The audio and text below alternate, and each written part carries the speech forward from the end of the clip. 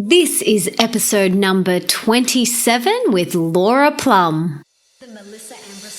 Welcome to the Melissa Ambrosini Show. I'm your host, Melissa, best-selling author of Mastering Your Mean Girl, and I'm here to remind you that love is sexy, healthy is liberating, and wealthy isn't a dirty word.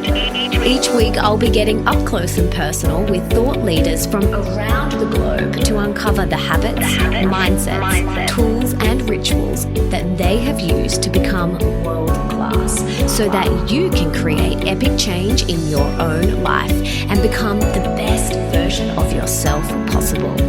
Are you ready, beautiful? Laura is a leading educator on the power of the Vedic sciences to promote sacred health and scrumptious living. Formerly the general manager of the Discovery Channel in Europe, Laura is now the founder and director of VedaWise, offering clinical services in the natural medicine for whole person wellness and trainings in the Vedic sciences. She offers classes and consultations in Ayurveda, Jyotish astrology, yoga therapy, whole food cooking and nutrition, and serves as a contributing Ayurvedic educator at the UCSD Center for Integrative Medicine. Now, as you will hear in the show today, Laura and I have been friends for about 3 years now, and I've had a few Jyotish astrology readings with her, which you'll hear all about. And in today's episode, we chat about her journey to where she is today, how to see love and beauty in everything, why meditation is key to happiness and fulfillment in life, what is Jyotish astrology, why it's so powerful and how it differs from other types of astrology, what is Saturn's return and why you must understand it, what is Mercury Retrograde and how to understand it and move through it with as much ease and grace as possible, the truth of who you are and why we are here on Earth, how the stars and planets can guide you, plus so much more. And for everything that we mention in today's episode, you can find in the show notes, and that is at www.melissaambrosini.com/27. And without further ado, let's dive into this scrumptious episode with the one and only Laura Plumb.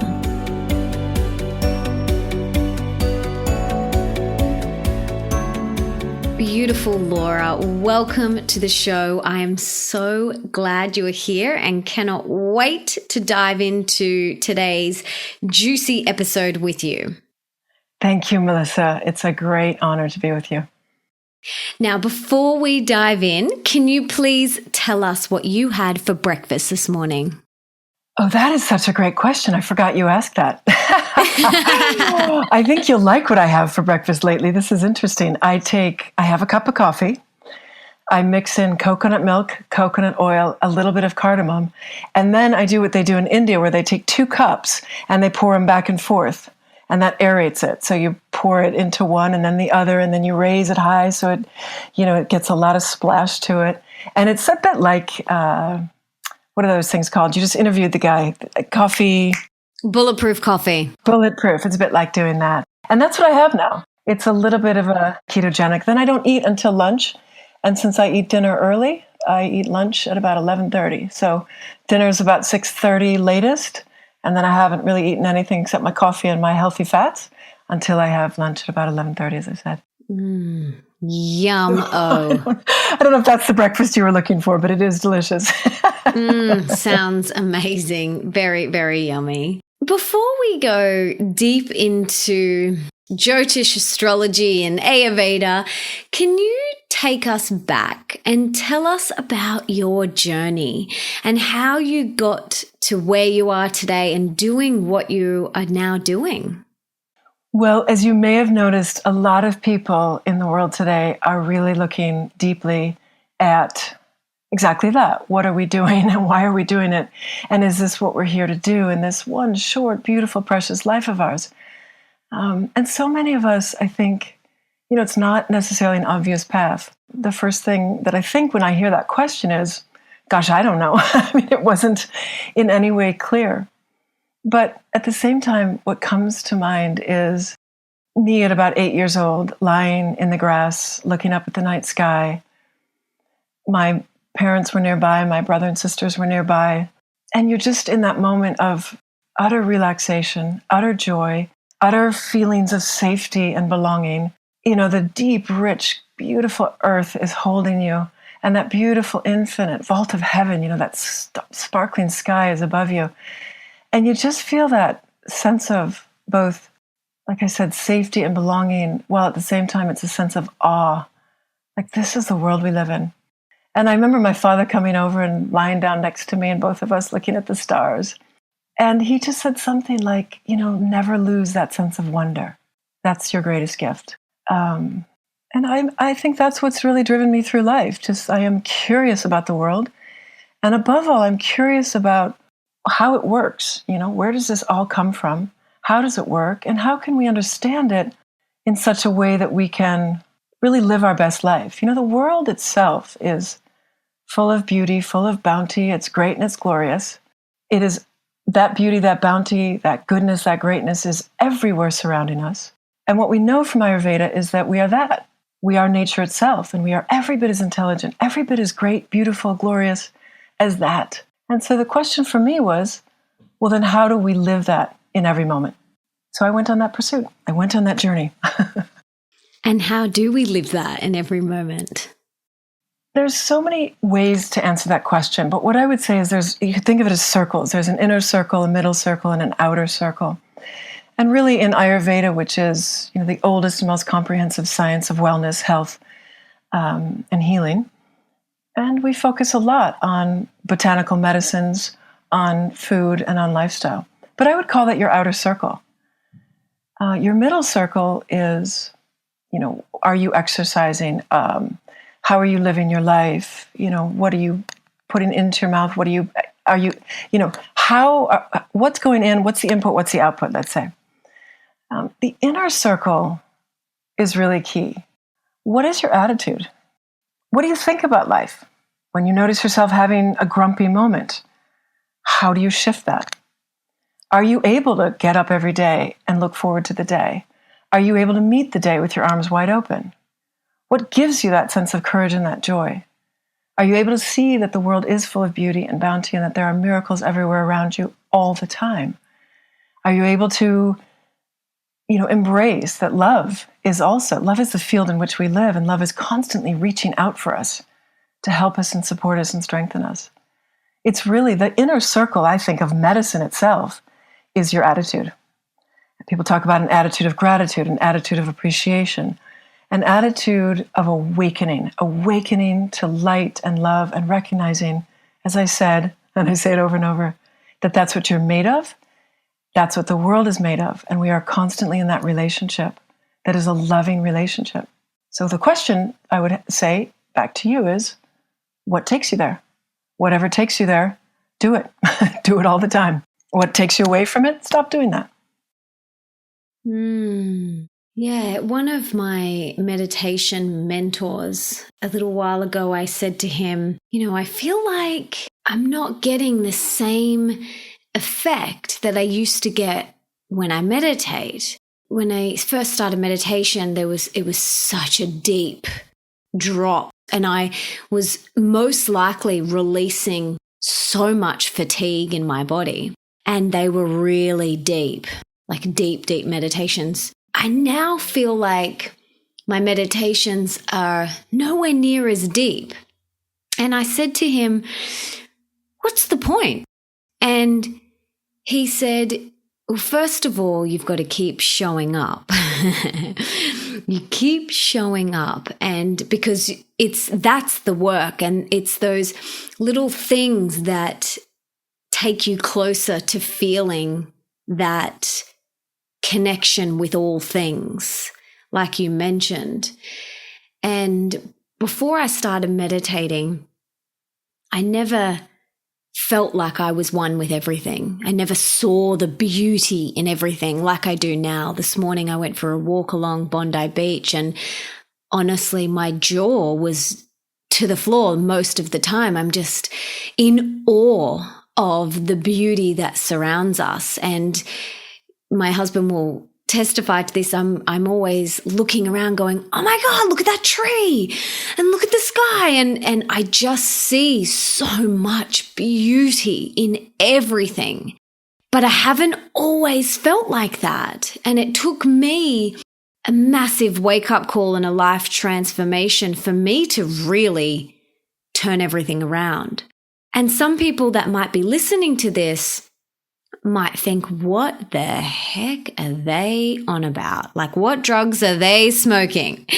So what would you say to someone who's thinking, I don't look around and see beauty in everything. What the hell are they on about? I think a lot of people nowadays look around and see, evil and darkness and overbuilt concrete cities and jungles. And it's not to say that that isn't also there, but it's to say, as one of my teachers used to say, he would call it the second attention. He'd say, the first attention he would call the mitote. And the mitote is this old Central American, it's an Aztec word for the marketplace. So the mitote is the marketplace, the place where, everybody's coming to buy and sell and talk about what's going on in the world. He said, that's the first attention, but he said, take your awareness to the second attention, that even in the marketplace, you could pay attention to your breath. You could look up and see a blue sky. You can see a child who's just for the first time tasting that fresh cherry. There's always something happening in the world that is richer and deeper, and you can almost say gives you a feeling of timelessness. And so if we always focus on what's going wrong, ultimately, my sciences are what we call Vedic sciences. And all of the Vedic sciences over and over in their own ways tell us that everything emerges from vibration. In the beginning was sound. Thought is a vibration. And all of vibration ultimately moves in waves, right? And waves form patterns. And ultimately, patterns create structure. The universe itself is vibratory structure. And that all living beings are built upon this vibratory structure. And if your thoughts are waves, which they are, we talk about thought waves, then if you keep repeating the same wave, you become that. And so ultimately, it's about being responsible, showing up in the world, paying attention to what's going on, but not obsessing about it, recognizing that in every single moment, you can see the mitote, but you can also, even within the mitote, see beauty. And I think that's what it is to meditate, and I think that's what it is to bring wakefulness, mindfulness to the world. My question back to you would be, maybe you've got these peaks and troughs in your meditation, but does meditation help you? Not just do you have a great meditation when you're meditating, but what kind of a difference does it make in your day-to-day life? When you're out in the world relating to people. Oh, it makes me a much nicer human being.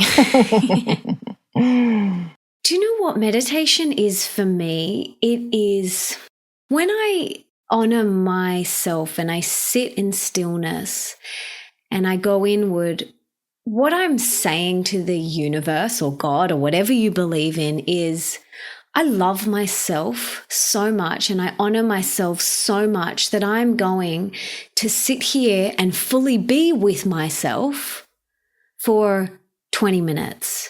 And I'm going to let whatever it is within me rise to the surface. Now that might be sadness or joy, whatever it is. But for me, sitting and honoring myself is a declaration to the universe that I love and respect and honor myself. And it just makes me feel amazing. That's why I show up. Yeah, when you say, that declaration that you matter, I matter.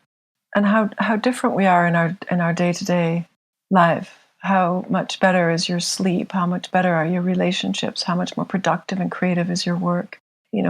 What drug are we on? We're on the ultimate best drug of all. We're on the drug of higher mind, awakened mind.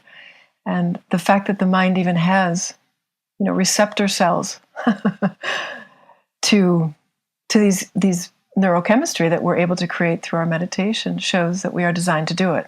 And we're designed to live at that level of creativity, productivity, efficiency, joy, and love. Let's chat about Jyotish astrology, because I am sure a lot of people listening have never heard of Jyotish astrology. And before meeting you many years ago, I didn't know about it. And I think we had our first reading maybe 3 or 4 years ago now. And I've had a couple with you over the past few years.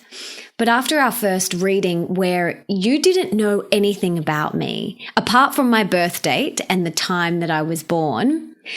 Now, when I was reflecting on our interview today, I went and looked back over my notes that I had taken from our readings, and I realized that most of what you had said had manifested without me even realizing it.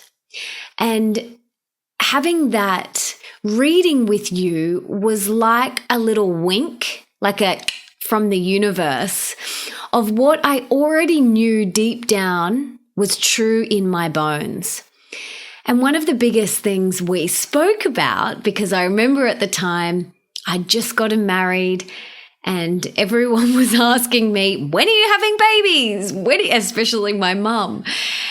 And I spoke with you about that, and hearing you say it would be in quite a few years was like a warm hug to my soul, because I already knew that deep within. And then it was like that wink or that warm hug from the universe. And I could rest assured that I could go forth and accomplish the things that I wanted to accomplish in my life and want to for the next couple of years, which is, writing more books and serving more people.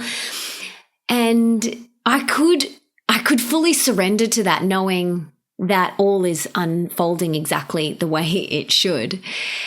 So can you tell us, first of all, what is Jyotish astrology and how it differs from other types of astrology? It's very, very rich. Jyotish is a Sanskrit word that means light. Actually, Jyoti means light, and Ish means divine, or actually Ish means the governing force of this world that we live in. And so it's an understanding of, you could say, the light that we each are and the governing principles of the world that we live in. And when we look at Jyotish and you look at your own Jyotish natal chart, you're able to look at how you can align with those governing principles in a way that will create, the most ease and sort of perfect unfolding of your soul's purpose. Jyotish is a science that understands each one of us as a soul. We are consciousness itself come alive, to know that we are consciousness come alive. It's a Vedic science. It is considered an Upaveda, which means a supporting science. Veda means science. To the prime Veda, the prime science, which is yoga being the science of self-realization. Now, in order to realize the self, the ancient ones gave us supporting sciences that would help us with that path. They gave us Ayurveda, which is a science of health and wellness. They gave us Jyotish, which is this science of you as a piece of light, you could say. And when we look at Ayurveda, we understand that we are nature. And I think that's very comforting itself, to know that we are, as I said, as great, as majestic as a mountain, as beautiful and tender as a blossoming flower, right? As powerful as a raging river. We are all of that. And Jyotish tells us that we are the cosmos. So Ayurveda says you are nature. Jyotish says you are the cosmos. You are as vast, you are as sparkly, you are as intelligent as the cosmos that surrounds us. In fact, we all know by now that all that is matter, all the atoms that make up matter, were, forged in the belly of stars. And Jyotish is really the science of that. If your ancestors are the stars, What's your lineage? What are the karmas that anytime you give light, you could say to the space-time continuum, it's going to pick up karmas as it seeks to unfold dharma. So karma is really just a word that you could say means patterns that play out, things that repeat over and over and over. It's not a Judeo-Christian word. It does not mean, crime and punishment. It's nothing to do with any sort of sin that we're paying for. It's simply patterns that continue to play out. And one of the purposes of our lives is to become aware of those patterns that play out and to learn to see them and meet them in such a way that we may even be able to dissolve them. The other, purpose of our life is to dissolve those karmas. Another purpose of our life is to unfold our dharma. Dharma is we say it means purpose. It's your soul's truth. It's your essence. It really means live your essence. A lot of people nowadays are looking for their purpose. That's where we started this conversation. And that's because right now we have a really interesting transit. We have the planet Saturn, one of the biggest, heaviest planets. It's an outer planet. It's a very slow-moving planet. Because it's so slow-moving, it takes 2.5 years to cross through any sign. And because it takes 2.5 years, that it means it stays in a sign a very long time. It means it's very impactful.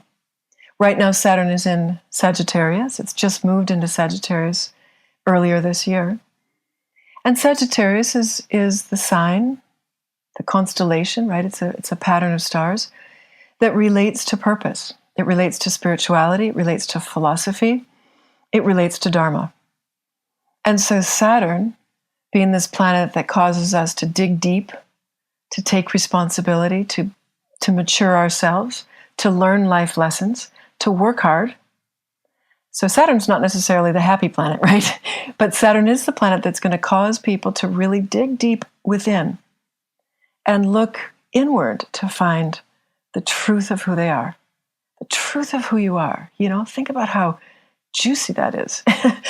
And once you find the truth of who you are, which is not necessarily, an insurance salesman or even an author or a writer or a person who helps people as you do, the truth of who you are is that you are love, or you are joy, or you are creativity, or you are freedom. It's these spiritual essences. And it's that we need to remember, that to root in, to ground into our essence. And then, when we have good, strong roots, then we can rise up like a tall tree, or we can blossom like a glorious flower. But I think that's what it is about Jyotish that I love so much. I think it gives people understanding and freedom and tools to face the karma, the challenges of their life. And then I think it also gives them clarity around their dharma. And when you have tools to face your challenges and clarity around your true purpose, to me, that's the ultimate freedom. One of the things we spoke about in a couple of my readings that we have had together was that I was coming to the end of my Saturn's return. And for many women listening to this, they may have heard this idea of the Saturn's return. We hear this phrase quite often, and we're hearing it more and more now than ever. What is the Saturn's return? Let me give you an example. Saturn takes 2.5 years to transit through a sign. The next slowest planet is Jupiter. Jupiter takes 13 months to transit. And then everything else transits in just a few months at the most. The moon goes in just a day and a half. So to take 2.5 years is a very, very long time, right? Saturn is considered heavy, and by that we mean it comes and it sort of sits on you, and it's a very heavy feeling when Saturn's on you. Saturn taking 2.5 years means it takes 28 years for it to go completely around the sky. And what we mean when we talk about a Saturn return is after 28 years, Saturn has come back in your chart to where it was when you were born. And what I find interesting about that is that scientists are now saying it takes 28 years for the brain to fully develop. So is this why, for a lot of women at age 28, we kind of feel like our whole life has been turned upside down and topsy-turvied? Absolutely. You have completed a cycle and you're no longer a child. And Saturn, it depends on your chart. Saturn can be friendlier to some than Saturn is to others. Ultimately, these planets are neutral. They don't really pick favorites. But depending on certain things in your chart, we can see if Saturn is more friendly to you or more difficult.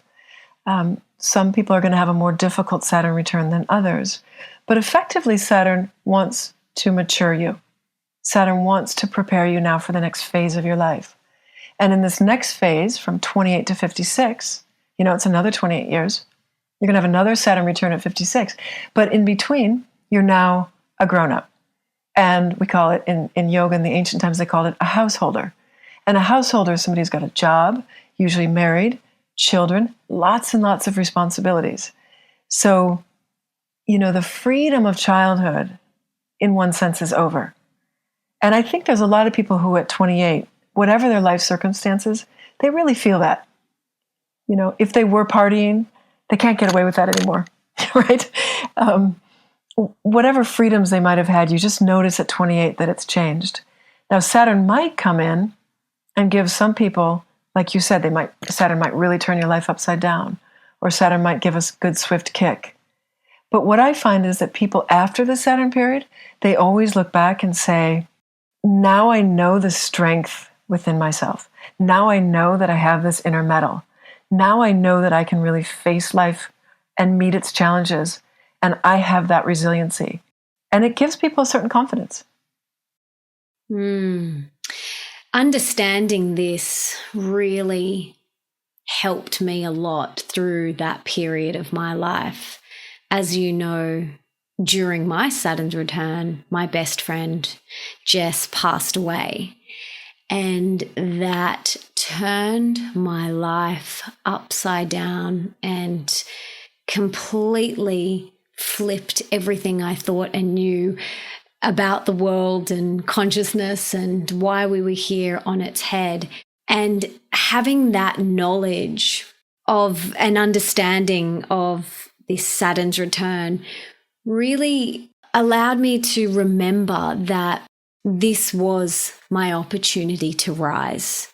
This was my opportunity to step up and become, a woman.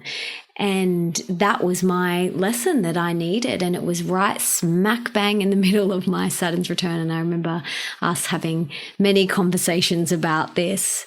So for anyone who is experiencing something that is incredibly uncomfortable and tumultuous, maybe placing your hands on your heart and reminding yourself that this is your opportunity to rise, to step up, could be really helpful. I mean, it helped me, and I hope that helps you as well. So I have seen a few times where people have had different types of readings, whether it's been Jyotish or different astrology readings, and they have held onto something that the person said as Bible, and it actually held them back. So I know someone in my life that this happened to at a very young age, where they were told that their lover is going to be from overseas and they're going to meet their lover overseas and they're going to be together overseas. So throughout her whole 20s, that this reading was when she was, I think, 18. Throughout her entire 20s, she has held on to this belief that she's going to meet him overseas somewhere and they're going to live together overseas. So every partner that she's had in between, and she's had maybe one or two, she's kind of had that, this isn't forever, that mentality. And I have always, every time I've seen a healer or a practitioner or an astrologer or anyone, even you, I've always taken what has resonated, what feels good, and I've left the rest. And I've never taken it as Bible. I've always just tuned in and let it see how it lands with me. So have you seen that happen before? And what would you say to that? I first would say that it's a great responsibility and it's a great honor to be able to look at someone's chart. I always feel when I'm looking at a chart, first I never look at a chart unless I've been given permission.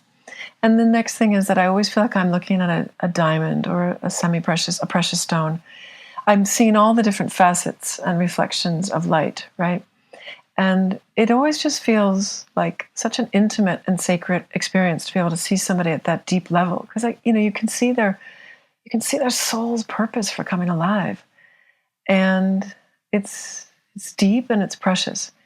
And we all have to take great responsibility for talking to somebody about what we see in the chart.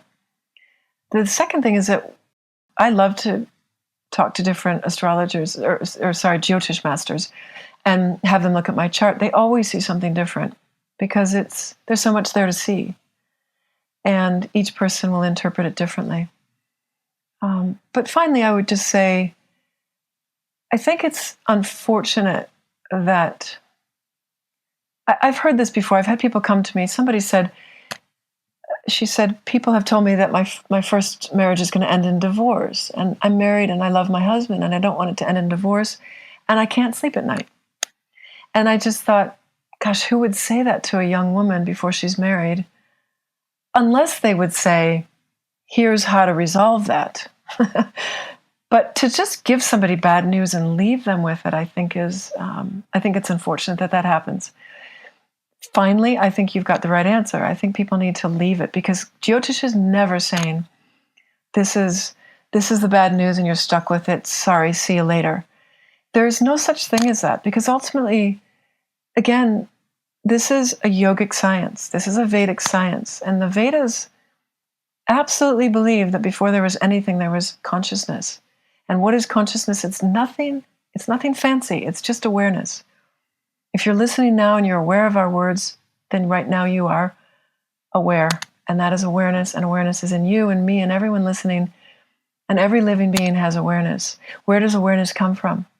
We can look at the stars and say, well, that's where hydrogen and helium and iron and carbon and all of these beautiful things that make up our bodies and the foods that we eat, all of it, we can say it comes from the stars. The whole periodic table that we study when we were 10, 11, 12 comes from the stars. But where does your awareness come from? Where does your intelligence come from? That comes from consciousness itself that precedes all existence and is within all existence. And so the waves that are created, the patterns of light and energy that are created in the sky at the moment of your birth, they're real. And you are the coming alive of that pattern of light and energy. And yet, even that pattern of light and energy comes from consciousness itself. And so everything, even those waves, can be dissolved back to the no-thingness that is consciousness. That is not a thing, but it is something. And it is awareness. And so in Jyotish, we have tools. We never leave somebody with bad news. We never let somebody walk away, feeling bad about their karma or their aspects in their chart. Whatever's in the chart can be remediated, at least through insight, but even more powerfully through mantra. I don't want to say that it's always cheerful. Some people have difficult things in their charts, but Jyotish is not about leaving a person there. Jyotish is about helping a person get to yoga, which is the union of yourself with the consciousness that you are, right? Yoga means union. Yoga is the science of self-realization, to realize the greatness of your being, that you are born of consciousness, the very same power that created the universe, that you are that. So if you understand that Jyotish is simply helping you understand that you are that, then there can't be a problem. If somebody walks away feeling bad about it, then something went wrong. And I'm sorry to hear that happens. I love that there is always solutions and answers, and it's about support. And it's about, really helping the person move through whatever is in their chart. That's really beautiful. I love that. You were talking earlier about Saturn, and it isn't just the Saturn return. Saturn can cross your moon and cause trouble. Saturn can cross your 12th house and then your first house and give you some challenges. There are different things that Saturn does as it moves around the sky. And one thing that we lovingly say is that Saturn is usually what brings people to Jyotish. People are having a difficult time in their life. And when we open up the chart, we see, oh, yep, I can see why you're having a difficult time. There's Saturn. But it's nice to also know that, well, Venus is doing this good thing and Jupiter is doing that, that there's other planets that are causing good things to happen. And so it's also great because it gives perspective. But when it's Saturn causing challenges, there are remedial tools. So again, it really is about giving support. And again, sometimes it's just really good to know that you're not doing anything wrong. You're just going through a period, and this too shall pass. That is one of mine and Nick's favorite mantras. This too shall pass. And he says it to me so often, and I say it to him too. This too shall pass. And it's really comforting, when you are going through challenging times.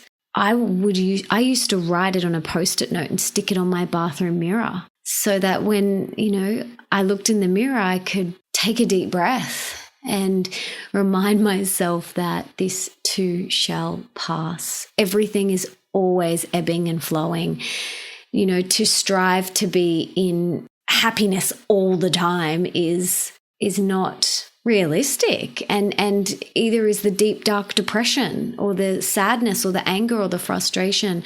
Everything passes. Everything is ebbing and flowing. And when we can observe and know that it's all unfolding exactly the way it should, then it is like a nice, warm, juicy hug from the universe. Yeah, because the universe does have your back. And you are alive on purpose to experience the karmas, to hopefully overcome or dissolve the karmas, and to unfold your soul's essence. And the universe wants to support you in that. Absolutely, it does. What roles do the sun and the moon play in all of this? Well, so again, there's so much one could say about that, but the sun represents the light. Right? The sun is the light. All the planets circle around the sun. So we think of the sun as being your heart or your dharma or the true self or your spiritual self or the light of consciousness. That's that indwelling spirit. When we look at the sun in somebody's chart, we're looking at, if you're the light of consciousness, what's the color? What color is your light? Is it yellow, red? You're one of the rays of light, one of the 7 rays. What flavor, you could say. What color is your light? So the sun is interesting because nobody in Jyotish or in India, where it comes from, would ever say, hey, what's your sun sign? It's too personal. The sun represents your innermost self, your innermost motivations, aspirations, hopes, and dreams.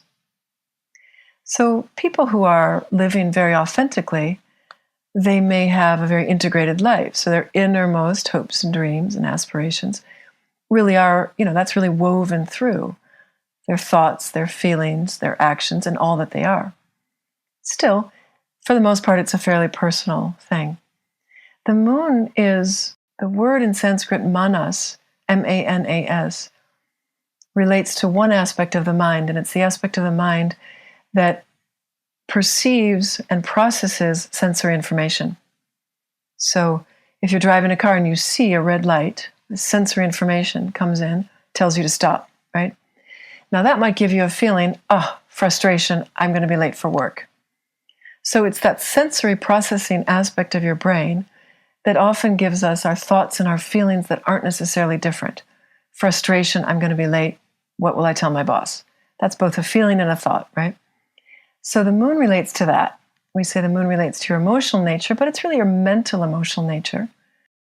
If somebody is asking you in India, what's your sign, they're either going to be asking you, what is your rising sign? Because that helps us understand your physical appearance and your outer personality, or they're interested in what's your moon sign, because that's really, as I get to know you better, what are you going to be like?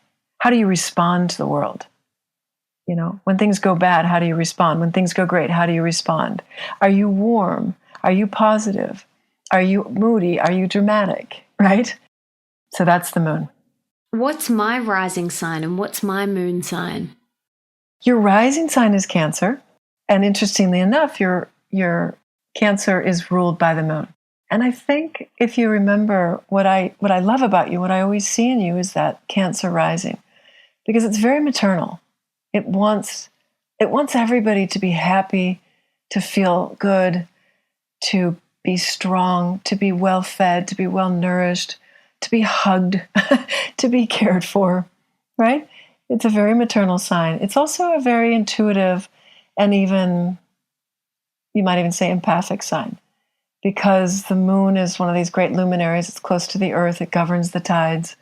People with Cancer rising generally have a sense of the tides of humanity, right? The cultural trends or the emotional feel of a people. So it makes them good writers. They're tuned into people's emotional nature. Your moon is exalted in Taurus. So in Jyotish, what makes Jyotish unique? It's unique in many ways. In fact, you asked me that in the beginning. I didn't really get to that. But it's unique. One of the ways it's unique is that it talks about not just the constellations or the signs and the planets, so where the planet lands and what sign. It doesn't just give you a personality. It gives you strengths and weaknesses. So there's places where planets are strong and there's places where planets are not so strong.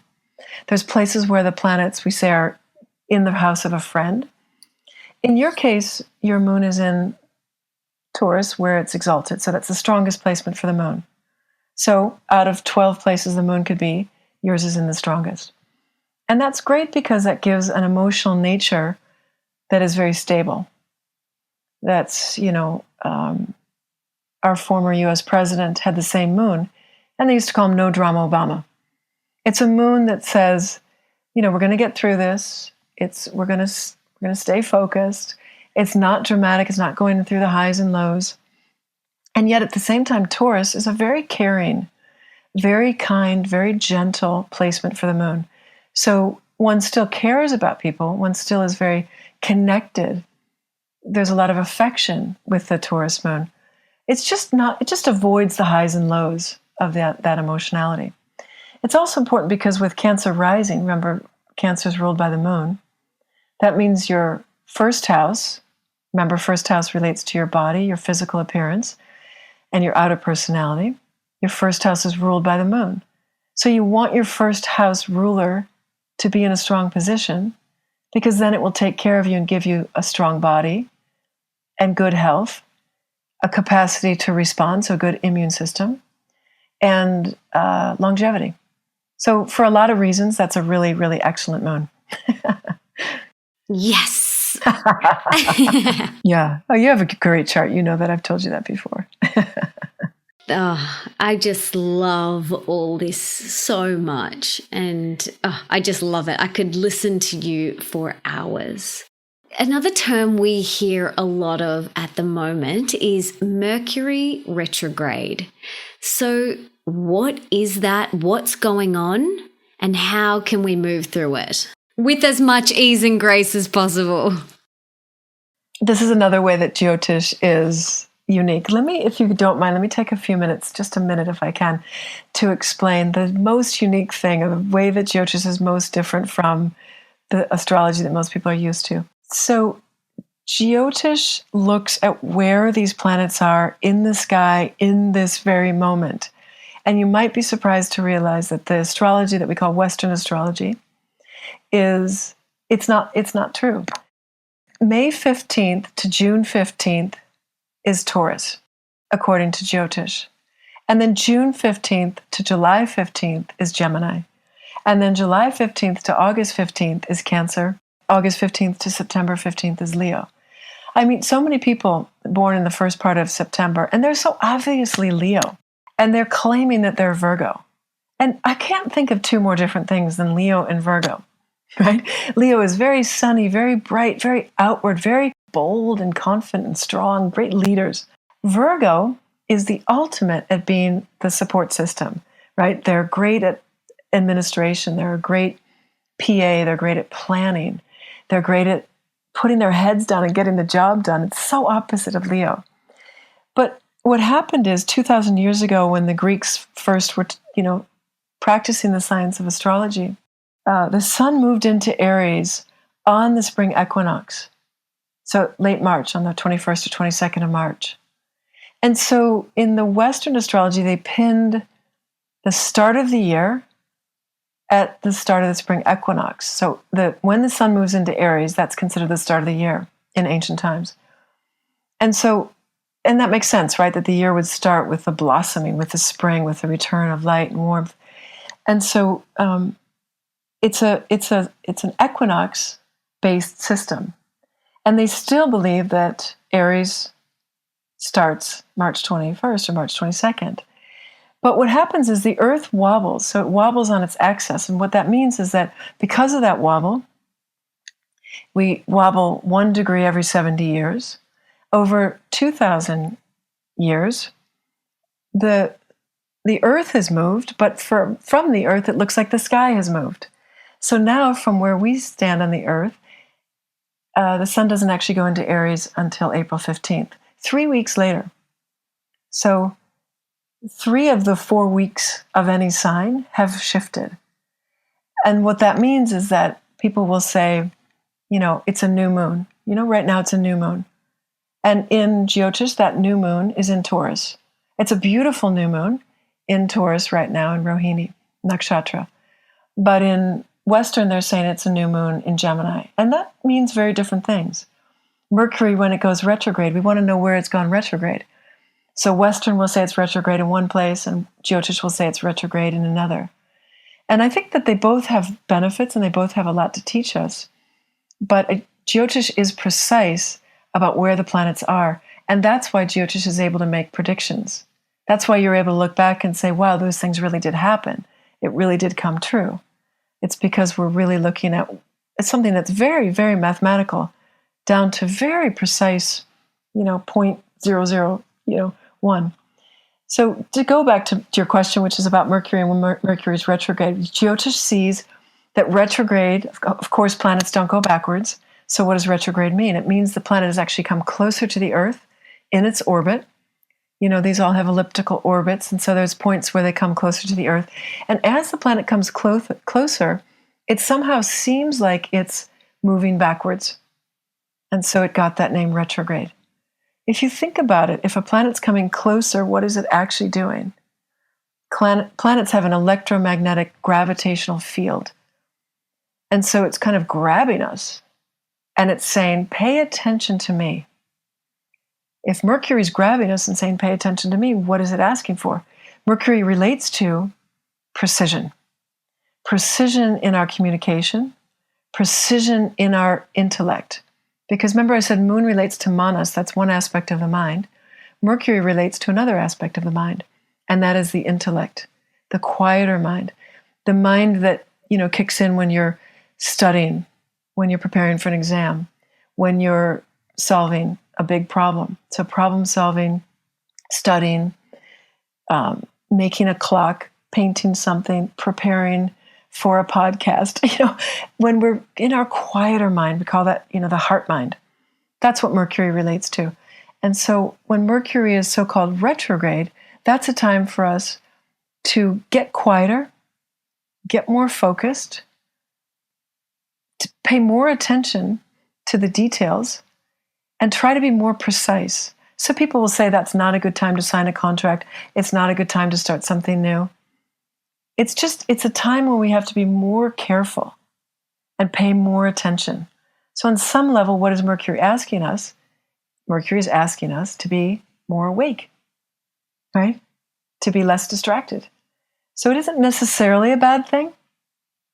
And many times that's a good time for us to go back and redo or kind of reconnect, reconfigure, bring more deeper focus and clarity to what we're doing. Don't just barrel forth.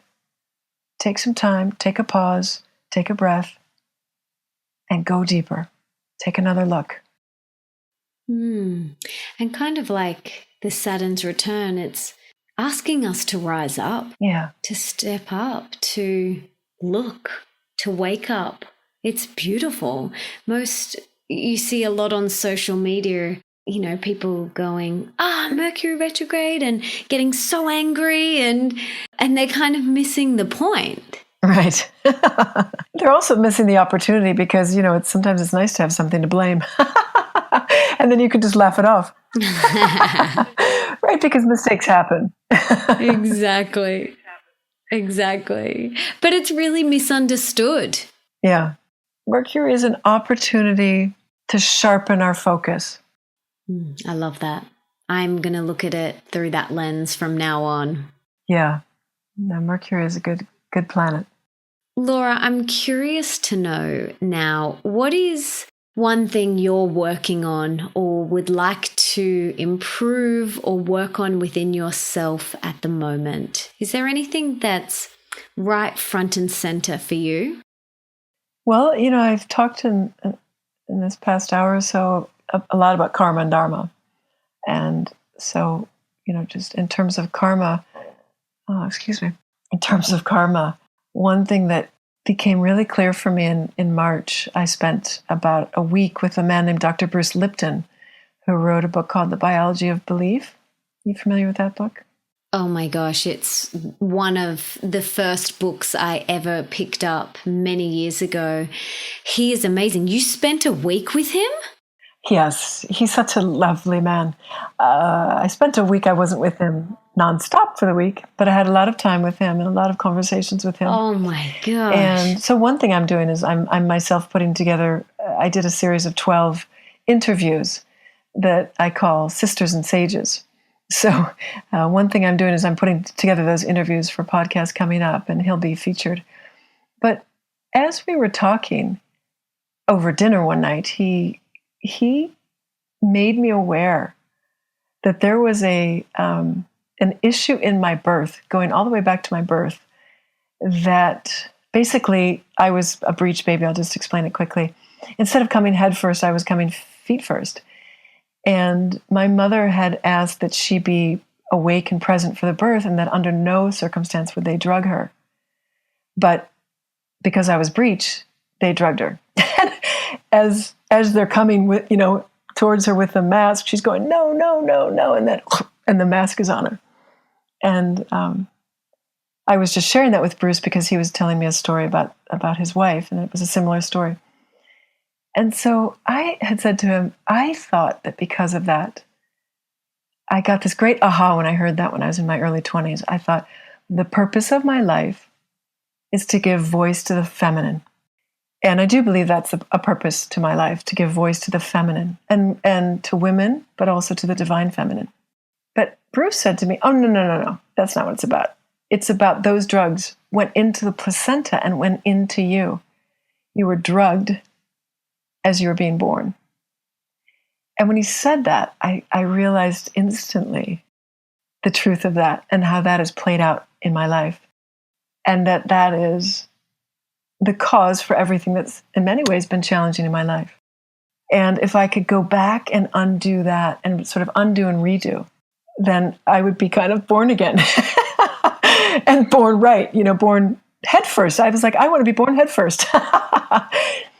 And so I did some, I don't know if you've heard of the holographic breathing, but holotropic breathing, it's a yogic technique of breathing with intention, flooding your body with oxygen, and giving yourself kind of an altered experience, an altered state. But I went in with the intention of being birthed right. So it's just a very interesting experiment that I did. But when I first started, I felt terror. I was terrified. And I realized, I don't trust this process. I want to go face first. I want to jump into life. I don't want to turn around and go with my back. I didn't trust it. It was so fascinating. And then I decided I was going to trust it and went back in and redid. I just did this last weekend, and it was Such a powerful experience. So that's something that is very alive for me right now, the power of the breath to really heal deep wounds, precognitive experiences. And when I talk about how you can dissolve these karmas, you can dissolve these patterns that play out throughout your life, that you're not at fault. You didn't do anything wrong. Being born upside down, it's not something you say is your fault. You didn't do something wrong. And yet throughout your life, the pattern plays out. And to be able to, through breath practices, through meditation practices, dissolve the patterns. You could go and dissolve patterns that occurred when you were in the womb. So fascinating. So I'm really alive to that, and I'm really interested in helping others with that kind of deep, deep, deep systemic kind of healing, you could call it. And then on another hand, one of my dharmas, I feel, is to help people really know the truth of who they are. And so I'm putting together a course on, helping people find their soul's purpose, identifying the soul's purpose, and then cultivating that purpose to bring it forth powerfully into the world. Because what the world needs more than anything is for people to know who they are and to live purposefully. Beautiful. We'll link to that in the show notes so that people can come and check that out if that's something that, anyone's feeling called to do.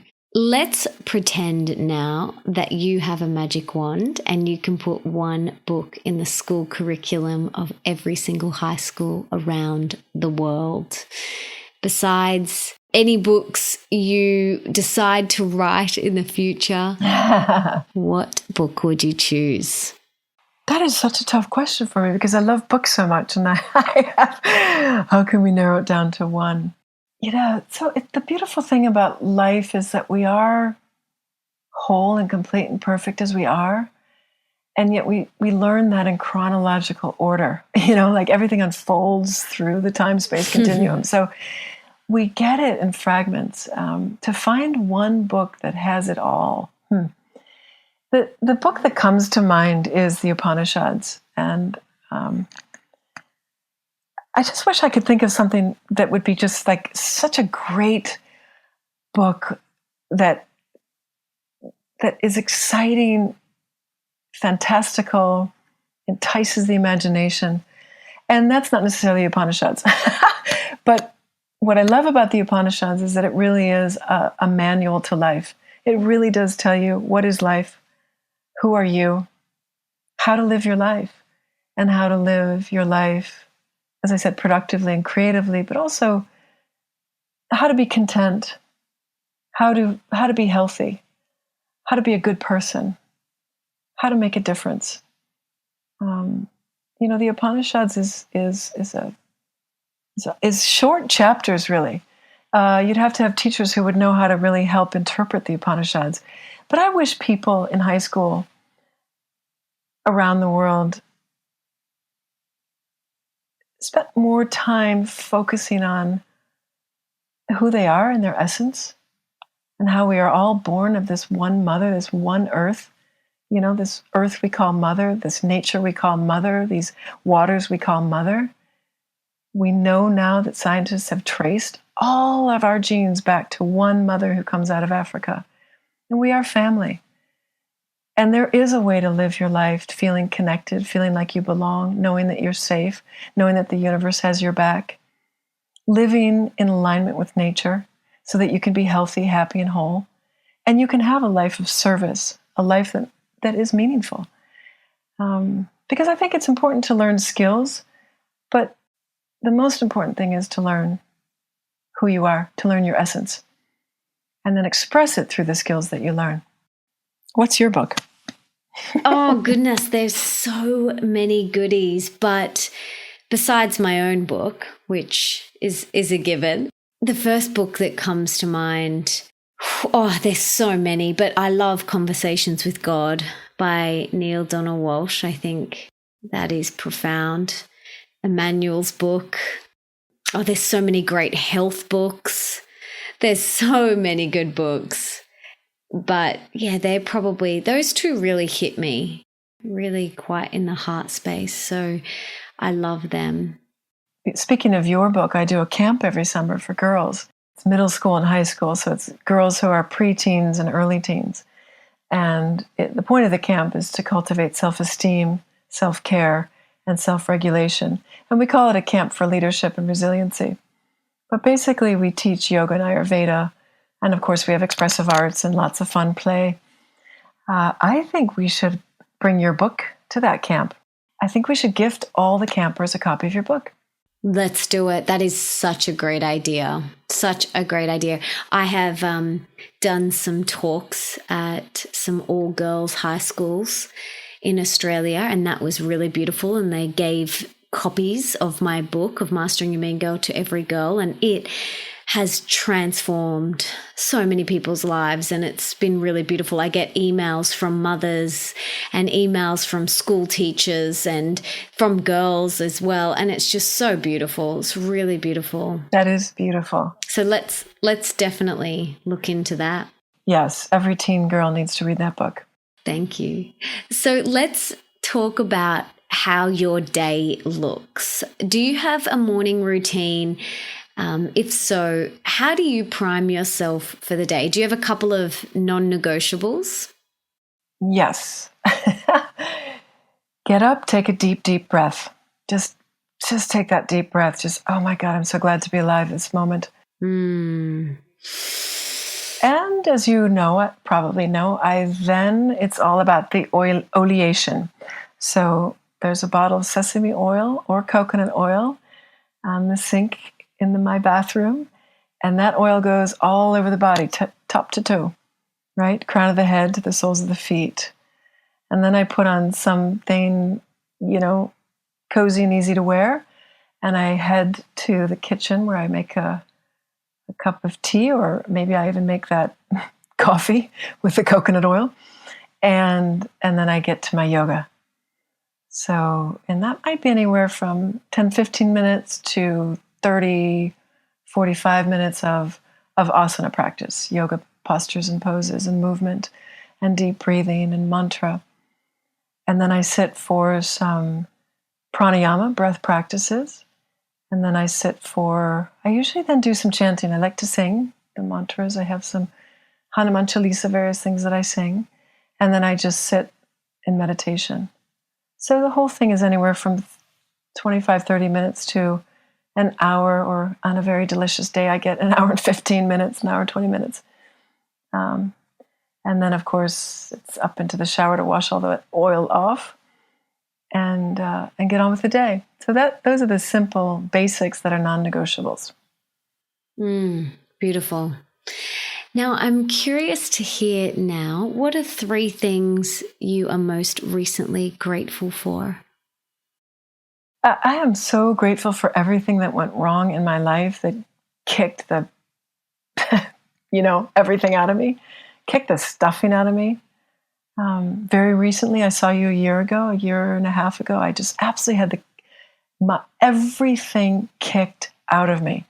Totally, suddenly, I feel like it was like a 15-car pileup. It was just killer. And I'm so grateful for it, because even though it just tore everything to pieces, it gave me my ultimate freedom. I think there's a Chinese saying that says something like, be careful what your bad luck might be your good luck, be careful what you accuse or what you get, something like that. It's something about your bad luck could really be your good luck. And I feel like that. I feel like so many of the things in my life that have gone, not just go wrong, but things that have really hurt, just torn my heart into 1,000 pieces and then stomped all over it. It gave me so much freedom. So I'm really grateful for the freedom. And I'm really grateful for my teachers, because I've had really, really immense, awesome, great teachers. And I don't know who or what I'd be without my teachers, We really all of us stand on the shoulders of those who've come before us. And then I'm always so grateful to my father, who died when I was only, 28. He died many years ago, and very suddenly, and he was still very young. And he was my best friend, and he was the one he lived his life with such appreciation for it, and such curiosity, and such a sense of childlike wonder. And every person he met, he would be so thrilled to meet that person and learn about that person and learn what they know and where they've been. He was a great inspiration. So I feel grateful for the blessedness of freedom, of teachers, of my father, my family, and my friends. I mean, can I go on? My friends, people like you who inspire me all the time. The connections to friends who inspire, gosh, that's what keeps the heart so alive. Well, you inspire me all the time. And I'm very grateful to have you in my life, and Bava too, both of you. To have you both in my life is just heaven. Heaven, heaven, heaven. Yes, yeah, we live there. I have a few more questions. In your opinion, what is one of the most important things that we can do today for our health? I'm going to say something that I hope is a little bit surprising, because it's so important that I hope that it causes one to just sit up and go, what? So that we really hear it. I think the most important thing that we can do that not everybody is saying, because of course we know that we should really eat healthy, whole, organic foods, right? We should eat in the right way and all that. But what I think a lot of people don't know is one of the most important things you can do for your health is oil your body top to toe every single morning before you shower, and hopefully leave it on for 15 to 20 minutes. And why is that? The reason why, it's so interesting, first of all, because you're giving your body a good massage, and so you're helping to awaken the body after you've been sleeping. And that massage will awaken the muscles. It'll help to get rid of some of the fascia that starts to grow and tighten up the body. So it'll help to break that up and help to wash that out. It helps to encourage good circulation, so your blood flows well. Good blood flow is going to help, again, wash out toxins that have been, your body is cleansing itself at night. So to oil your body in the morning is also to help what's been cleansed to really move through your body and to move out of your body. Not just to help the blood and the lymphatic system to get, old, you could say, toxins to the digestive tract to be released, but also you're pushing toxins out of your skin. So the oil that you put on your skin will then wash out those toxins from your skin. It'll wash it away. You're also getting nourishing blood and circulation through your body that way. But then the other thing is there's new research that shows that sesame oil, the molecule sesamol, which is the primary molecule in sesame oil, is anti-inflammatory. And there is a skin-gut connection. There's also a skin-brain connection. So that what you put on your skin can go to your brain without having to go to your gut and getting washed away. So if you put sesame oil on your skin, you're going to get sesamol to your brain. With its anti-inflammatory properties, it's going to be really good for your brain. It's going to help protect your brain from things in the future like dementia, Alzheimer's, etc. It improves cognitive function. They've shown that for sure. And that's before you've even added any botanical herbs or anything whatsoever to the oil. The sesame oil itself has been shown to help prevent, put off, and even reverse brain decay that is the cause of Alzheimer's and dementia.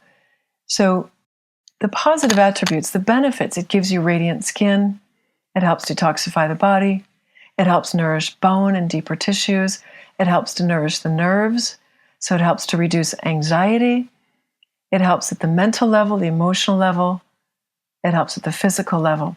But here's another thing. As you know, I do these seasonal cleanses. So every season I do a cleanse.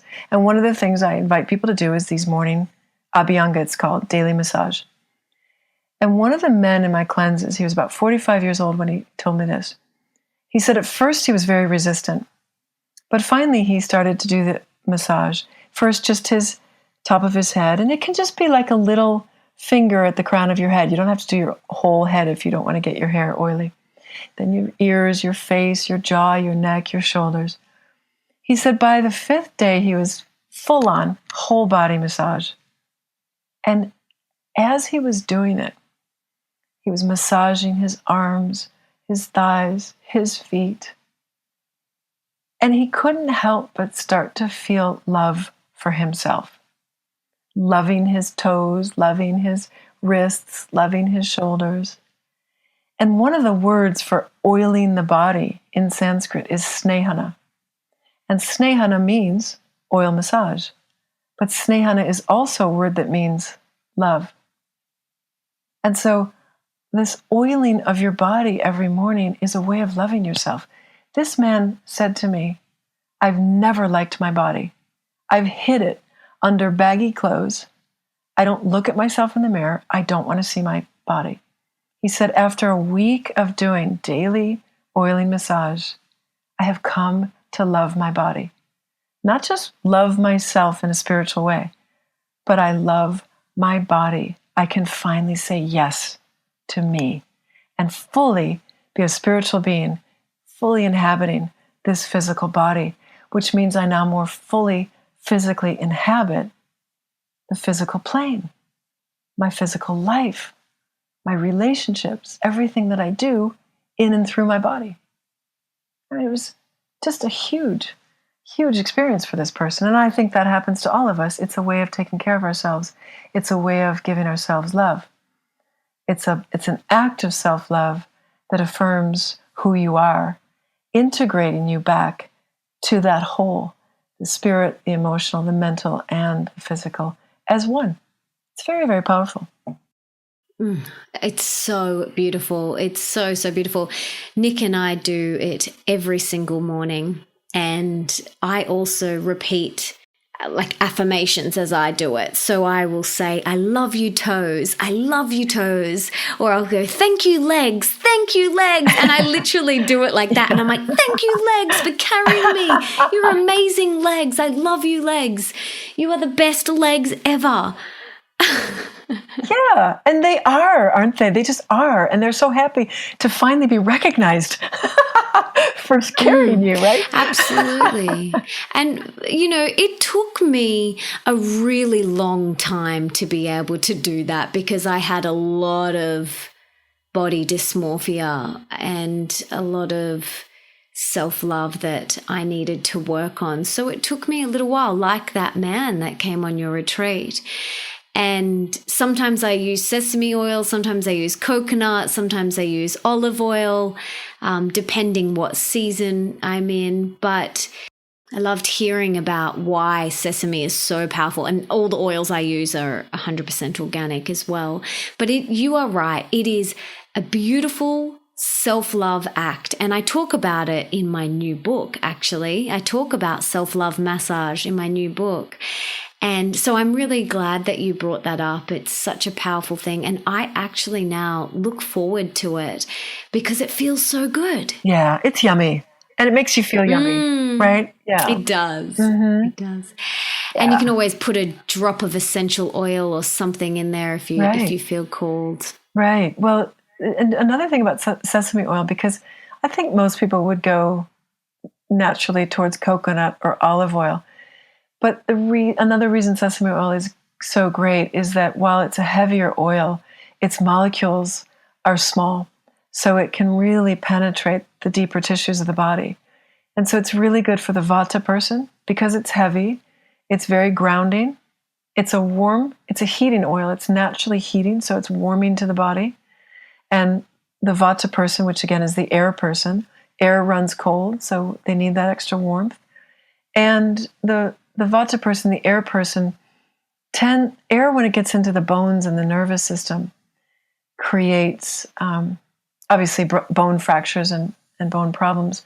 Nervous system creates anxiety and, certain neurological issues. So air people especially want to use sesame oil. It's the ideal oil for them because it will get to those deeper tissues and continue to nourish your brain, your nerves, your bones. Really, I mean, think about how deep it goes right into the essence of you. I'm curious to hear now, what is one of the most important things that we could do for wealth, more abundance in our life? So wealth is a word that comes from wheel, and wheel comes from whole. And so I think to be in the wheel of giving, to be in service, to consider, to serve others, to consider that what you do is a service to others, I think that gives you more strength and more permission to go out and do the work. So to get yourself on the wheel of giving, the wheel of wealth, the wheel of the flow of energy and money as an energy, and to contribute to that wheel circling round and round and round. And I think as part of that, it's about really believing in yourself. So again, when you really know the essence of who you are, why you're here, what your purpose is, then you know it's got value, and you need to be valued for the work that you do. So that once you really know the value, the essence of you, and then the value of that, then you've got permission to go out and receive that value and ask for that value. I agree. So it's good too, because it's things that make you happy. It makes you feel good about your work and about yourself. And what is one of the most important things that we could do to cultivate more love in our life? It's the easiest of all your questions, because it's the essence of who we are. We are absolutely born of love. I mean, the universe itself is born of the impulse to create. And that impulse to create is embedded in each one of us, which is extraordinary to think that we've been given this power, you could say, of God to create life itself. And that act of creation is sourced in love. It's an expression of love. It carries with it love. Love is why we're alive. We were created out of love. And every one of us has a deep reservoir of love within us. We've been conditioned by our pop songs and rock songs and books and poetry and our world. We've been conditioned to believe that love is something that happens when we're about 16, 17, 18. We fall in love. We get hit by a bolt of lightning. We're going to be, carried off like a princess, or we're going to be the knight in shining armor. We're going to ride in and save somebody. And love is, even if you feel that way, even if you meet somebody and feel, wow, this person's going to change my whole life. The fact is, that feeling that you're experiencing is a feeling that was created within you, by you. You create you have this neurochemistry that you're able to create. This is Bruce Lipton's whole thesis, is that we create from our brain. Actually, the blood that flows through our body, that feeds the molecules of our beings, of our tissues. And health comes because of what we think and believe and choose to feel.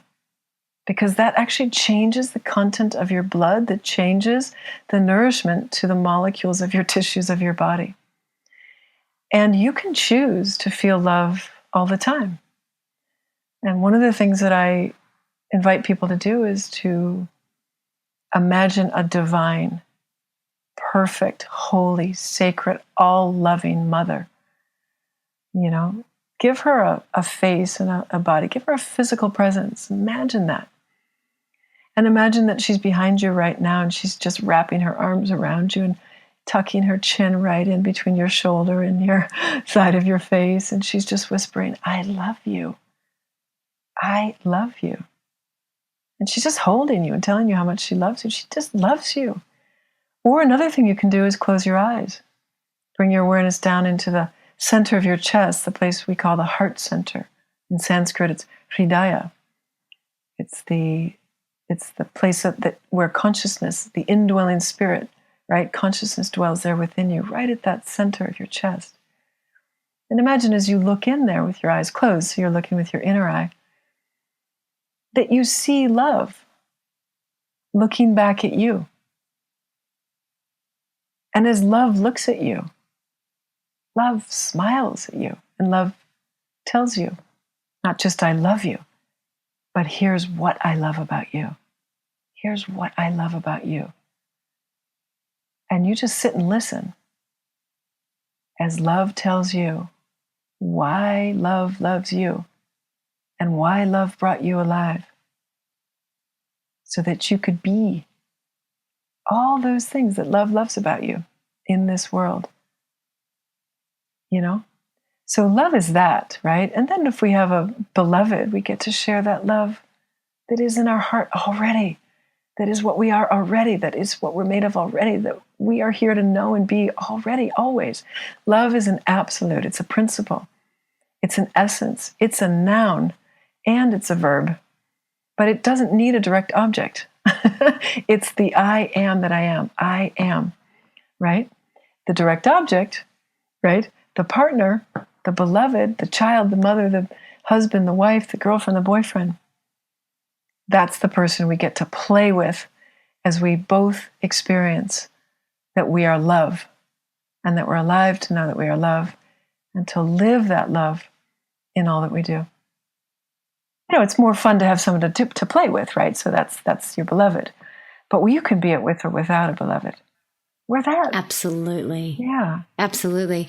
I have this story that I share at some of my events and in my work. And, you know, it is so beautiful to have someone to share that love with. It's like the first time I went to Paris and I saw the Eiffel Tower for the first time, I remember being blown away and I was so excited, but I was on my own, and I almost I looked to my left and I looked to my right, and I wanted to share that experience with someone, even though it was still amazing on my own. It was so amazing. I was like, oh my God. And people around me must have thought I was a little bit cray-cray, but I kind of also thought as I walked away, oh, that would have been so beautiful to share that with someone that I really loved and cared about. So that is what I love about love, is that we are whole and complete on our own. And then when we have our beloved, it's just sharing that. It's holding hands with that person and getting to share and create what we want together. So I love that you said that. Yeah. I mean, the Eiffel Tower would still have been there. Totally. Right? It's there with or without your beloved. So that essence that you are, that excitement. You know, in Jyotish or in yoga and Ayurveda, in the Vedas, we have this concept of Sat Chit Ananda. It's a beautiful term. Sat means pure being, B-E-I-N-G. Chit means pure consciousness or pure intelligence, pure awareness. And Ananda means bliss, pure bliss. And so the ancient yogis tell us that through your meditation, you will come to know who you are. And they describe that as Sat Chit Ananda, the threefold aspect of the soul. So you are pure being, pure consciousness, pure bliss. And you can try it out for yourself. You can meditate. And once you get into a state of deep inner calm, you say, who am I? And you realize, I'm just this thing being, existing, alive. You know, I can feel the vibrations or the pulsations of my aliveness. I'm pure being. I'm awareness. I'm aware of myself. I'm aware of myself breathing. I'm aware of my eyes closed. I'm aware of the environment. I can smell somebody's cooking. I have awareness. I am pure awareness. And it feels good. It feels good to be alive and aware and feeling the pulsations of life. And that good feeling is Ananda. I am Sat Chit Ananda. And pure being projects in as the cosmic soul. It projects as life, your aliveness. Chit, or pure consciousness, projects as intelligence, as light. The light that gives us the capacity to see and understand things. And Ananda projects it into the cosmos as love. So we are life, light, and love.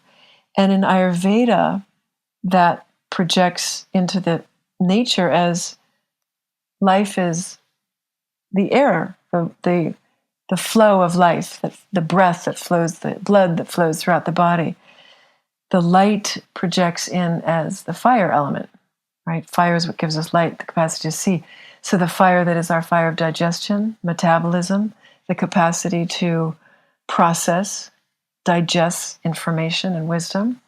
And then Ananda love projects as that which is the water element, but that which holds us together and binds us together. Water is what grows life. But the water principle actually is a principle of cohesion. And that projects as the air element in terms of the five senses relates to touch. And the fire element relates, of course, to sight. And then the water element relates to taste. And so what I always say is that, we are born, because we are Satchitananda, that is what we are in our essence, we are born to touch, to see, and to taste life. And likewise, because consciousness comes alive to know itself, we are born to be touched, to be seen, and to be loved. So to see and to be seen is one of the purposes of our life. It's one of the, you could say, it makes life feel complete. So you felt joy and love, wonder, right, at the Eiffel Tower. But then to share it with your beloved is to see and be seen, right? To hold hands is to touch and to be touched. To taste life, is to get the delicious flavors of life, to be inspired. So that's, I think, where but not to confuse, right? Love is its own principle. Love is its own thing that we create, we are within ourselves. And we are alive to have these shared experiences, to touch, to be touched, to see and to be seen. And together to taste the true flavors of existence. And to have that experience is to feel ourselves fully alive. Amen. I couldn't agree more. So we can't just be alone. No. We need each other. Exactly. And beautiful Laura, I have one more question for you. What is one thing that I can personally do and the listeners can do for you to serve you today? So, as you were telling me the story about Paris, I was thinking about how I've just been in India for 6 weeks. And I've been traveling a lot on my own. And I feel like when your heart is really, really full, you can have that loving experience when you go off to a place where you know nobody. But you start meeting people who shine that light back to you, who shine that love back to you, right? When you're living so authentically with such a full heart, alive to the beauty and the glories of the world, I feel like you do meet people and you do have these loving experiences. I'm not saying with another beloved necessarily, but with other women, with young people, with children, with older people. I think more and more people are coming alive. And so it's easier more and more to meet people at that level and have that shared experience, which is a shared experience, of the ecstasy of being alive, where we're able to see and be seen, right? We're able to see others and be seen by others at that level of truth. And it can be so instant. I'm really excited about the world we live in now because so many people are waking up. And so I feel like, the answer I want to say is I want a hug. So let's have a big hug. I just send hugs. Let's meet up. Let's meet in Rishikesh. Let's meet in Sydney. Let's meet in social media and cyberspace. But let's just send out hugs to the world. Let's connect. Let's be real. Let's love. I love feeling part of that circle of our community, of our sisters, of women coming alive, coming awake, recognizing their value. Let's connect. Let's share this. Yeah, beautiful. We will put the links to every way that people could potentially virtually come and hug you and then potentially come and meet you in person at one of your events or retreats or workshops. So we will link to everything, every way that they can connect with you in the show notes. And before...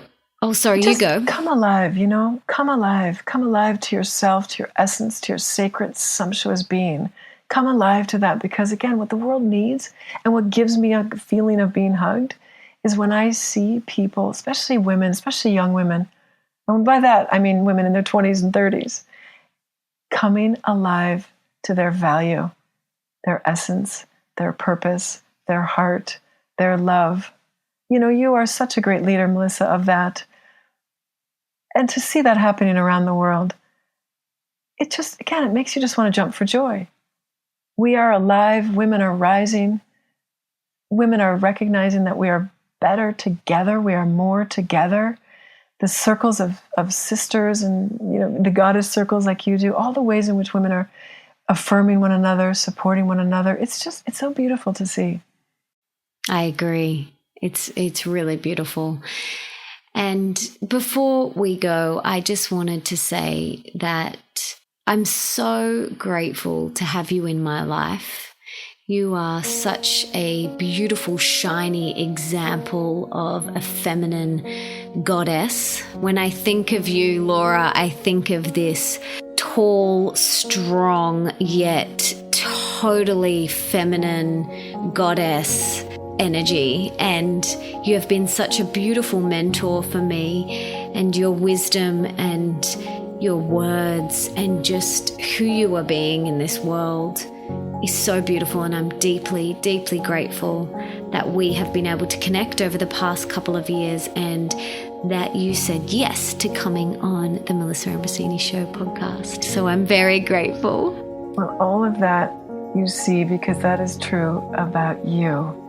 That is absolutely who you are. Just such a divine, sacred, sumptuous, gorgeous, heart-centered being. And I'm really not just glad to know you, because I am so glad to know you, but I'm so glad you're in the world doing great work. Thank you. Thank you so much. Thank you. Blessings to you and to all. Thank you so. Thank you, beautiful girl. Blessings. What an angel. I loved that conversation so much and could have talked to her for hours. It was so juicy and so heartfelt. And I'm really excited for you guys to take on board some of the things Laura spoke about. And please head to the show notes and go and check Laura out. She is amazing. Go and have a look around her website, book in a session with her, do whatever you've got to do, because she is amazing.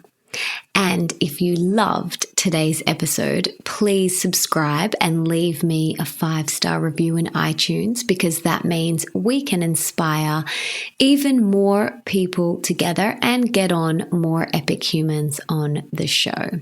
And don't forget to tell me on Twitter who you would like me to interview, and make sure you tag me at Mel_Ambrosini and the person you want me to interview using the hashtag The Melissa Ambrosini Show.